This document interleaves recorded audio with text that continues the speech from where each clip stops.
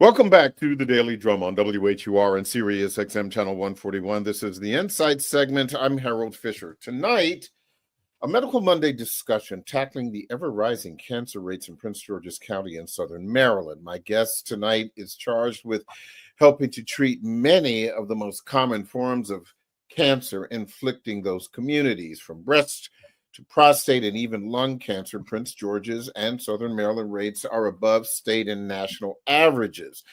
So what's driving those numbers and what's being done to help fight the cancer battle? My guest tonight is Tamika Archinard, Senior Vice President and Chief Medical Officer for the University of Maryland Capital Region Health at the University of Maryland Medical System. Thank you so much for joining the conversation. I appreciate you spending some time with us today. Yeah, thank you for having me and giving me an opportunity to talk about the services we offer to the community here. Well, before we get to the services, we need to discuss the issue. And here are just some fast facts that I'm sure you're acutely aware of. That, while the rates of cancer incidence in Prince George's County are lower than those of Maryland, mortality rates in the county are higher. And of course, the incidence of breast cancer in the county have significantly increased in recent years. Obviously, the highest for Black women. And the four most common cancer diagnoses in Prince George's are breast, prostate, lung, bronchus, and colorectal cancers. Black men, of course, in the county and southern Maryland have significantly higher rates of prostate cancer compared to white men. So let's talk about some of those facts. Obviously, those numbers are not new. We've been talking about these for years and years and years. But let's talk about what's behind those numbers. Let's talk about breast and prostate cancer. Why are we seeing, in your opinion, these numbers going in the wrong direction? Yeah, well, it is, of course, it's multifactorial, right? When we think about Prince George's County and really when we look at any disparaged community, we see a disparity in the access to primary care, which is often where this is caught, and we also see, challenges around the educational system. Again, learning about health, the value of understanding your body, when you should be getting tested, how you should be getting tested, understanding how to advocate for yourself and have an environment where that feels safe. And, any disparaged community, regardless of what's creating that disparity, is going to create some of those challenges around early capture of cancer. The other thing, which may be a little taboo for me to speak to, but I'm speaking from personal experience. I too am a breast cancer survivor. I have been a caregiver to my mother who passed 2 years ago with terminal stage 4 breast cancer. There is a belief historically that we think once we're told we have something, that it's too late and it's time for our demise. And some of that just comes from the fear of knowing, the lack of the health literacy that is out there in our communities that prevents us from getting the care and the tests that we need early on to prevent us from being, as my mother, who her daughter is a physician, but even my mother, when she was diagnosed, was at stage 4, which is something that should never be happening, right? And that, I find that fascinating because, as Prince George's up until last year was the most affluent, predominantly African-American county or municipality in the country. And the level of formal education, particularly as it relates to Black women in Prince George's, has been exceedingly high on average for decades.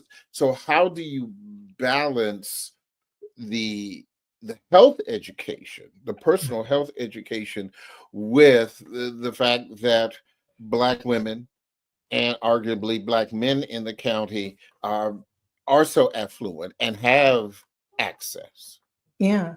Well, and That's specific to the area of the county. I mean, there's quite a bit of economic and educational disparity depending on where you are. Mhm. And when we look at, provider to patient ratios across the state, it's approximately 1 to 1,000 if we average out the entire state. But if we look specifically at Prince George's County, it's 1 to 2,000. And then in some areas of Prince George's County, for example, in Capitol Heights, it's 1 to 14,000, right? And so you can, and then the other piece is when we talk about health education and biases and all of those things that go into it, there also there's good information out there that Black women can complain about specific things and it may be addressed differently. The Institute of Medicine, most of the studies have been done on people who are not Black women or Black men. And so understanding how to connect, to educate, to relate to our patients and the community goes above and beyond just how much education that individual person has. For example, my mother, who as I mentioned, had stage 4 breast cancer. She had a master's in education, but there was, a fear, generally, or a fear around, having cancer. And what does that mean? Is there some stigma behind it? That she had a primary care provider who, when he communicated with her, and she said, I don't want a mammogram because it hurts. Right. And accepting that to be an okay reason to say now, oh, that patient has autonomy. Right. And so it's really incumbent on us as providers. Which is why, of course, I'm so privileged to be in this position here at Capital Region, that we understand not just what needs to be done, but how do we communicate it and how do we relate and how do we create an atmosphere that engenders understanding and trust. To that point about Capital Region, the entire hospital is very new as far as hospitals are concerned. But talk to me about the cancer center specifically, and because I think a lot of people who are not in the space of either, unfortunately, having any kind of cancer or not having a loved one who is having to address this issue, they do not know. And so kind of run down what the Cancer Center is doing, and what is offered for those who may unfortunately have to enter into this space. Yeah. So we actually call it the Center for Advanced Medicine, not just the Cancer Center, because we do several things in there. And I know our discussion is about cancer today, but it really, to speak to cancer, you have to talk about detection and early detection, which is where it stops. And so in our Center for Advanced Medicine, we not only provide up-to-date cancer care in terms of infusions, partnering with oncologists here in the community, groups here in the community. We not only offer advances in radiation oncology. In fact, our medical director for radiation oncology, Dr. Vifus, is a citizen here in Prince George's County, and her family gets care here. But we also house our primary care clinics there, our internal medicine clinic, our transitional care clinic, our diabetes education. And when it comes to cancer, also understanding that we can't just take care of cancer. We don't just do cancer. We have to do this in an advanced way that makes sense for anyone undergoing a diagnosis like this. And so we have a process that we have a navigator who gets you in, but also we come to the patient. So when there is a concern around diagnosis, staging, management, that appointment is made, they're called, they're navigated through that process both patient and family, because remember, a patient is not just the patient. Family is also your patient too, right? Because that's the support system who also has to understand what is going on and the management and the follow through that has to take place. But we bring you into a space where the providers come to you, the oncologist comes to you and your family in that space. Then if you need to meet the radiation oncologist, you stay there, and we try to have all the appointments at the same time on the same day. The radiation oncologist comes into the room to talk to you and your family. And, we have large screen TVs where we can display studies and we can display tests so that we can show you, not just tell you what is happening, but show you so you have an opportunity to see what is going on, what is there, and and ask the questions that you need to ask. If there's a surgeon that you have to interact with, that surgeon will also come to you in that space, you and your family in that space.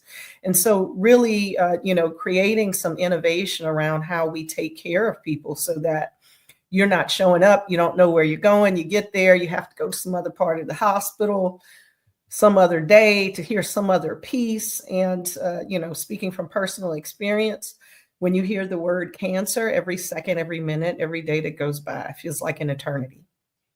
Well, I think from an emotional point of view, as well as the convenience, yes, I would agree that all of those things are important, because it doesn't matter how pretty the hospital is or the cancer center is or any of these things, nobody wants to be there.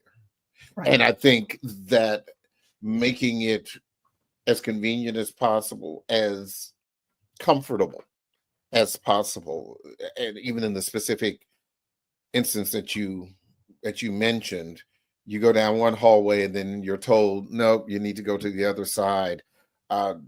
Yes, been there, done that, got the t-shirt. And it is, particularly frustrating, not only for the patient, but for the family members that are supporting them to have to do that. Briefly speak to me about what it is that, as far as treatments are available. Talk to me about that. I may have to pause you so that you can continue, on the other side, but at least I want to begin that part of the conversation. Yeah, so it's important that we're providing the most up-to-date care, right? So we have all of the diagnostic studies, we have mammograms, CT scans, MRI, ultrasound. In addition, of course, our lab services there. We're also able to do your chemotherapy infusions. If you are undergoing radiation, your radiation treatment is also there in the same space. And then one of the things that I think historically was taboo in our communities, Black and Brown communities to be specific, was around research, right? And so we know historically research has not been a safe space for us, whether it was an exclusion to being a part of research, or it was, there was research happening and we didn't know it, right? Some of that has led to, again, just a lack to access to that research. There are simply some stages of cancer that conventional treatment is no longer available. And so the other thing that we have there as members and partners with the Greenbaum Center in Baltimore, Maryland, is that we're able to enroll you when possible into some of the latest research if your stage of cancer or your type of cancer precludes you from the likelihood of success with conventional treatments. Mm.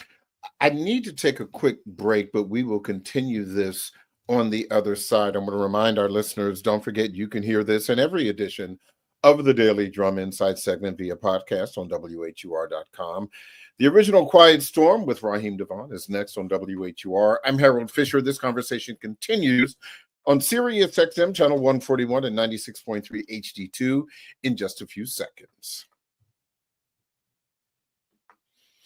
Welcome back to the Daily Drum on Sirius XM Channel 141. I'm Harold Fisher. We continue our conversation about cancer rates in Prince George's County in Southern Maryland. My guest is Tamika Archinard, Senior Vice President and Chief Medical Officer for University of Maryland Capital Region Health at the University of Maryland Medical System. That's a new hospital in Prince George's County. I want to continue again about kind of the treatments that are available. One of the things that we discuss on this program quite a bit is proton treatment. I know that the University of Maryland has that in Baltimore.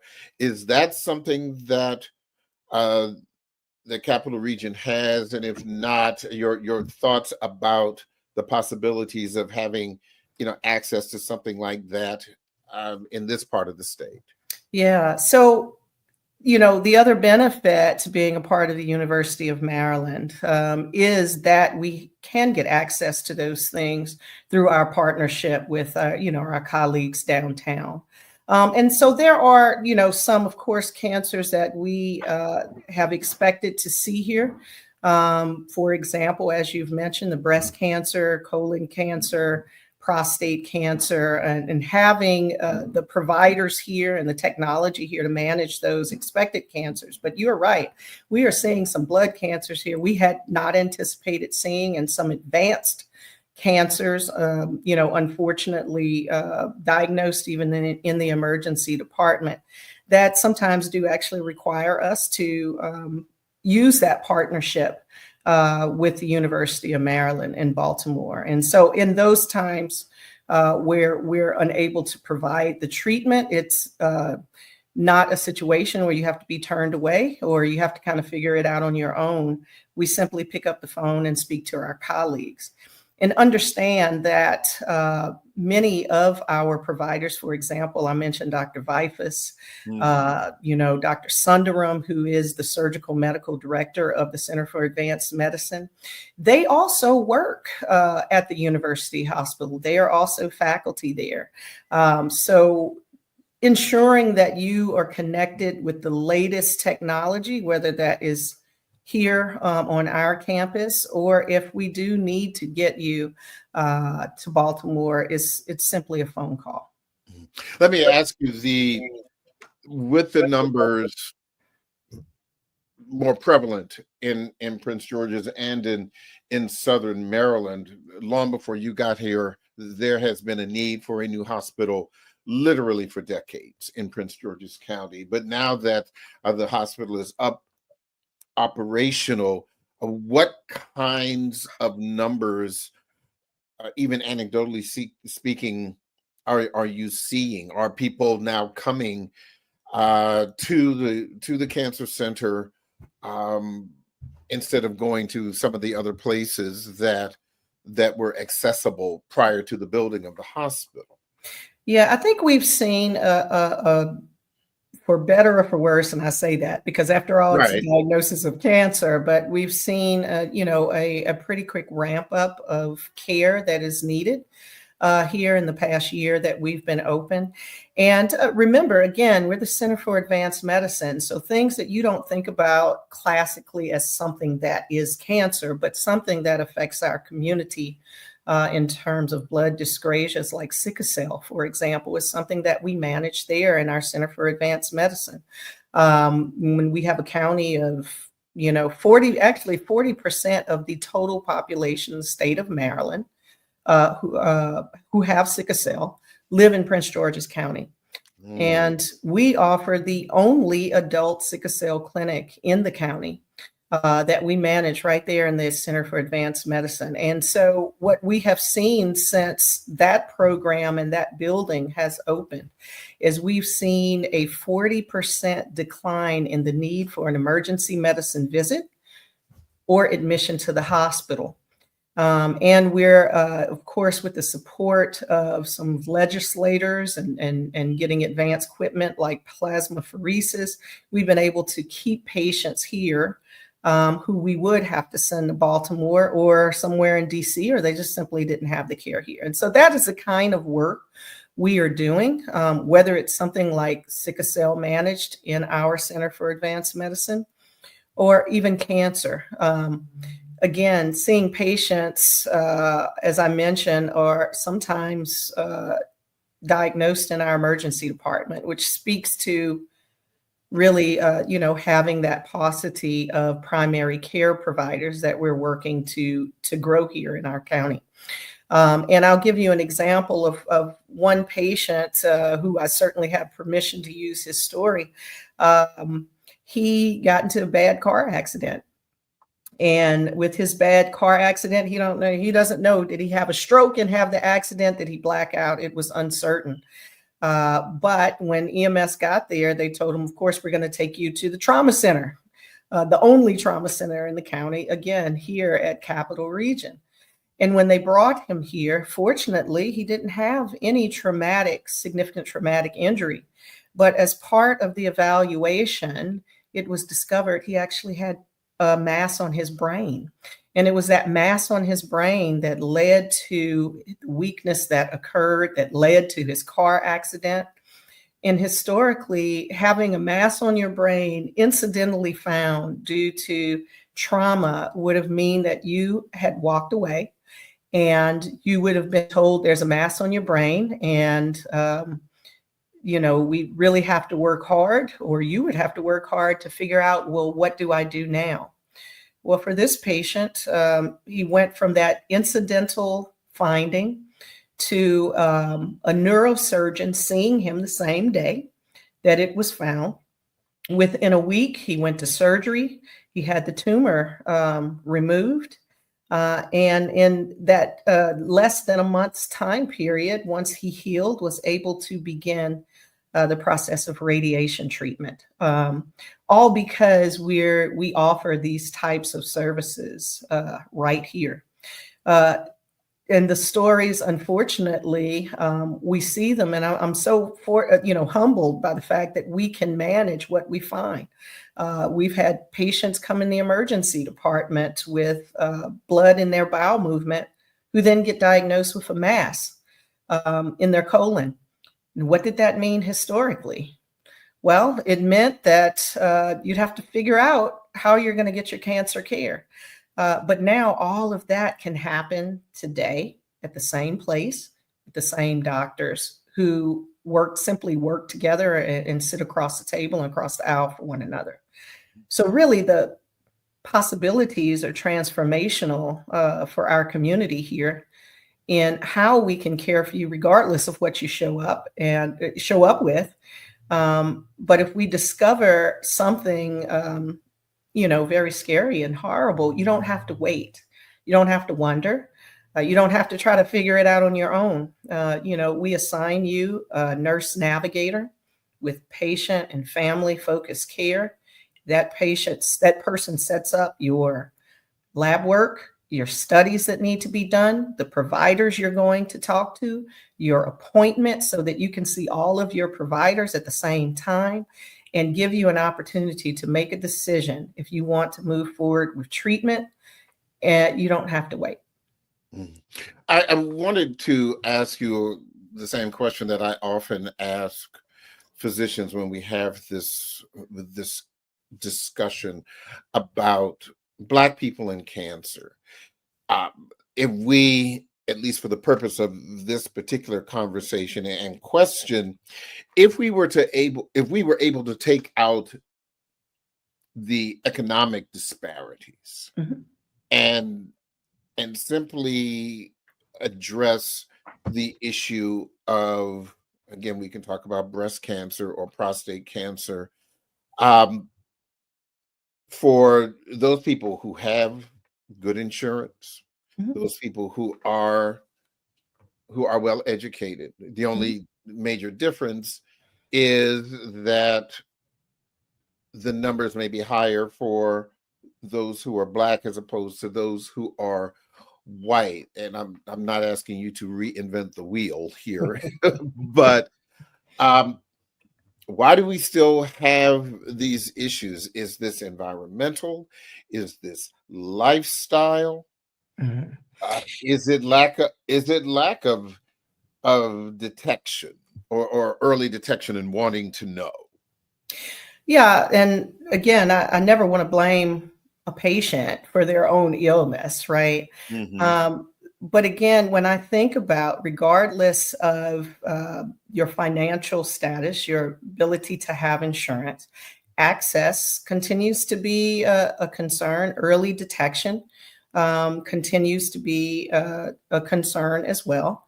And being able to change the way we look at studies and tests and recognize that there are some, historically, there's been research which simply hasn't accounted for us. And so presentations can be very different. In fact, I'll even take the Black out of it. And let's use an example like cardiac disease. We'll take ethnicity out of it altogether. And let's just talk about men and women and the disparity that exists around cardiovascular health and heart attacks, right? Historically, when you think of a heart attack, what do we think about, right? We think, oh, chest pain like an elephant crushing my chest. It radiates into my arm. I must be having a heart attack, right? That's what a heart attack looks like. Well, the reality is that the studies were done on what heart attacks present like were done on men. They weren't done on women, right? And so when a woman shows up, for example, you're more likely to see a heart attack present as shortness of breath and indigestion, something completely different than what we think about. Now, does that mean women don't show up with chest pain, crushing, going into the left? Of course it doesn't, right? But it does mean that, as a medical entity, we really have to understand how different people, genders, races, ethnicities, how do we present, and what are the things that may prevent us from receiving that early care and receiving that early detection. Another area where I can say that, University of Maryland has been a leader that I've seen with regard to that, and looking at studies that we may look at classically, for example, how the kidneys work. And when you get your blood test and they're looking at your kidneys, they have a little thing that says GFR. And if you see at the bottom, it says GFR. If you're African American, it should be this number, right? Well, the reality is that isn't valid. And University of Maryland has removed that from how we evaluate when you should be getting care for your kidneys, or someone, a primary care provider at minimum, should be looking at your kidney functioning, right? The same thing goes with, what we have learned in medicine around Black people or African Americans and brown people with regard to pulse oximetry. And I'm sure you've heard about this, right? No, explain. I'll explain. Pulse oximetry is that little piece of tape. If you ever have to go to the doctor, you check your vital signs, or the hospital, there's a little piece of tape they put on your finger, and that gives you the amount of oxygen in your blood, right? Yes. And so what we have found is that if you are Black, your number will look higher on the monitor than it actually is. And so your number could look like 94%, but the reality of it is you're 88%, right? And so understanding and being open to understand that there are going to be some differences.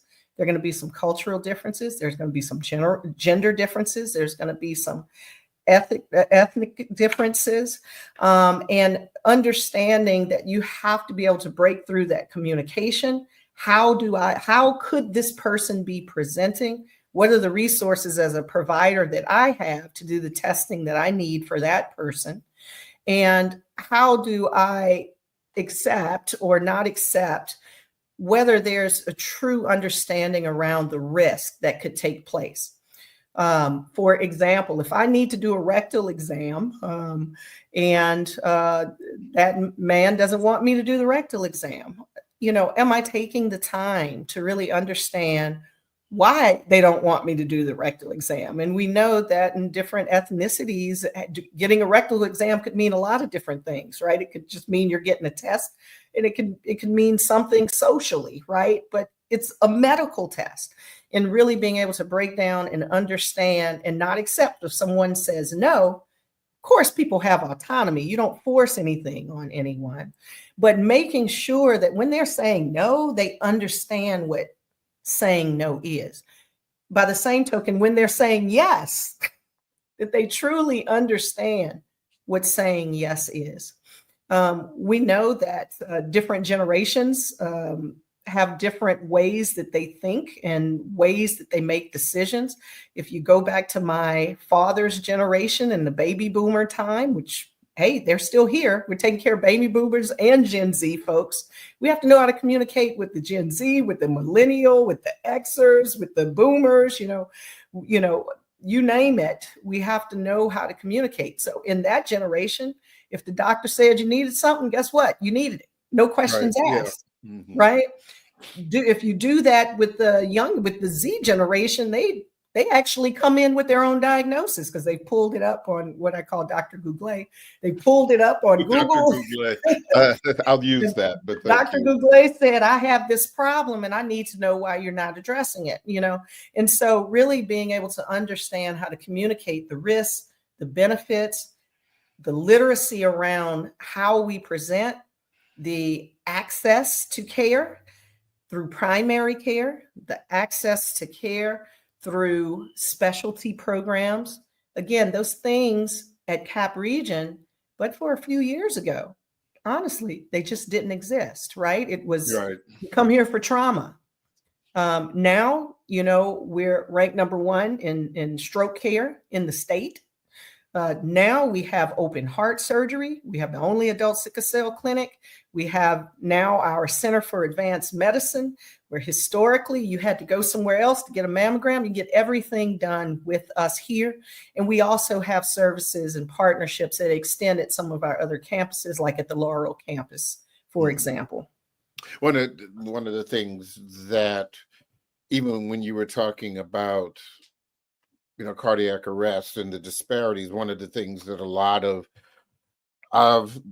the physicians have to fight against is even pop culture perceptions of having a heart attack, because whether you're talking about a Red Fox and Sanford and Son all the way up to The Godfather, most of cardiac arrests are in fiction or portrayed by men. You really do not have women being portrayed in pop culture, in entertainment, as having cardiac arrest or heart attack. And one could even suggest, even if you've seen Hamilton, that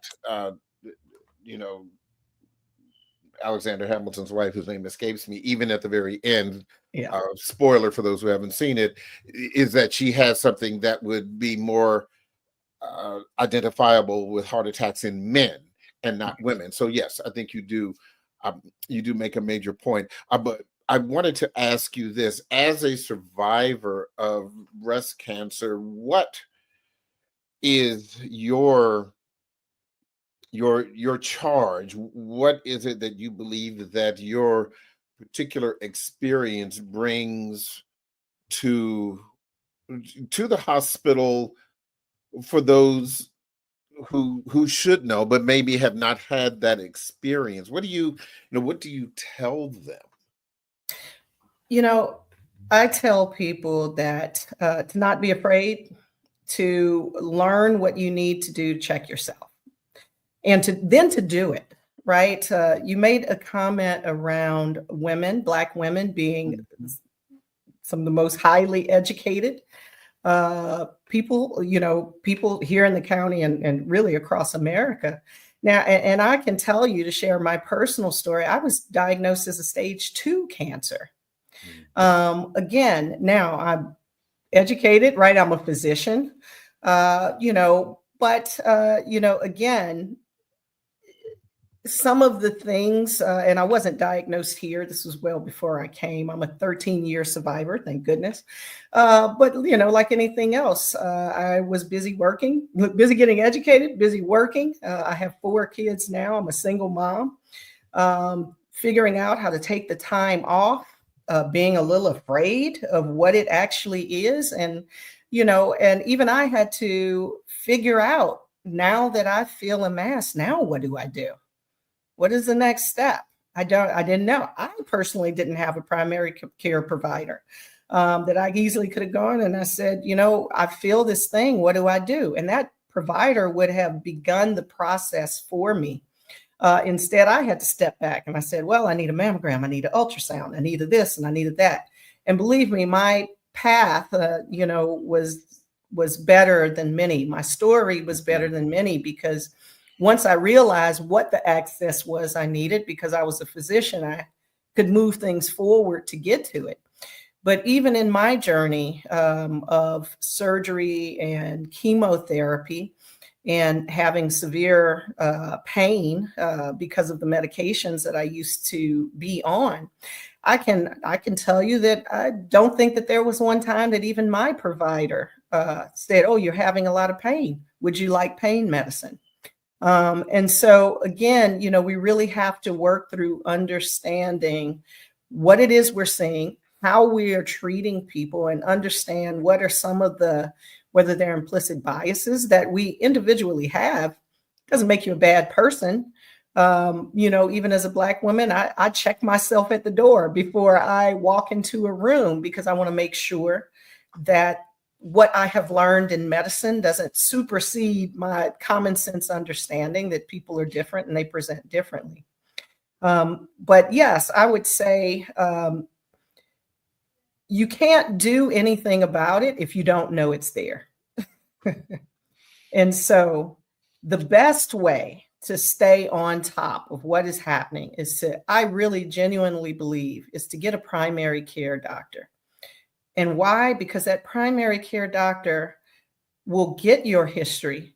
They will know when you need to individually start testing. So I was diagnosed when I was 39 years old. So what does that mean for my daughters, right? So that means something has to be very different for them. Mm-hmm. And if they're just going online and reading about it themselves, they'll wait till they're 40 or 50 years old to get a test. But because I was diagnosed when I was 39, the primary care provider would be able to say, if your mother was 39, you have to get checked at 29. Right. Yeah.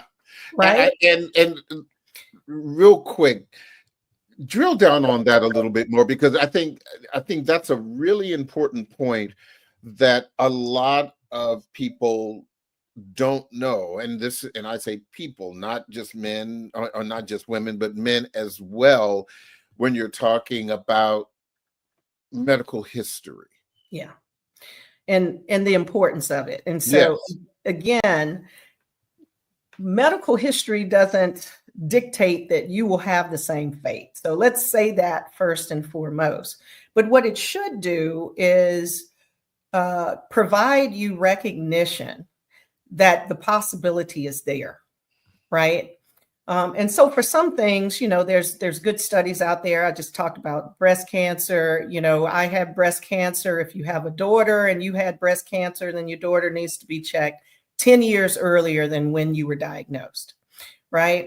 To take that a step further, there's genetic testing there. Once your cancer is removed, it gets stored and can be tested every several years. So my primary care provider will test my cancer cells that have been stored, right? Every 10 years. And why? Why are they testing? Because when I was first diagnosed, I seemed like a low risk for a genetic,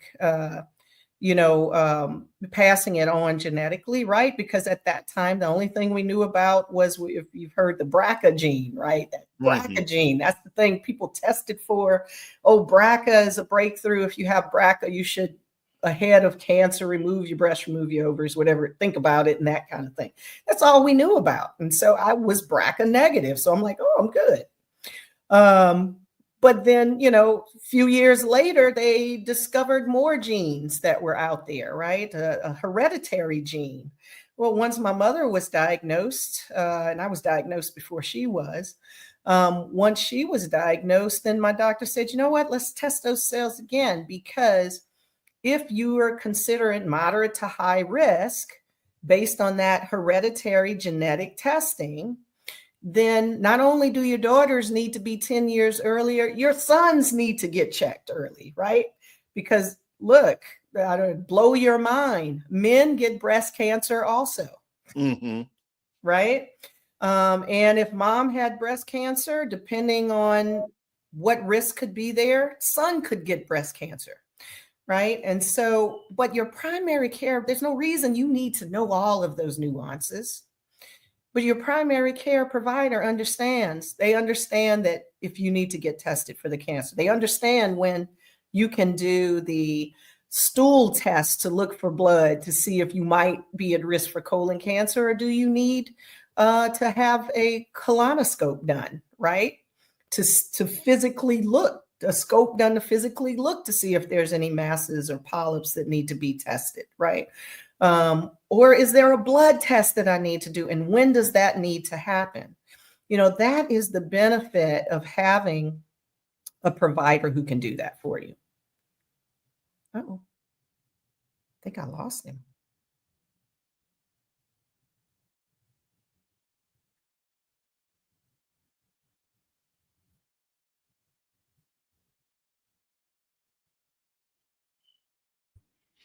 Nope. Sorry about that. We had a There you go. technical issue.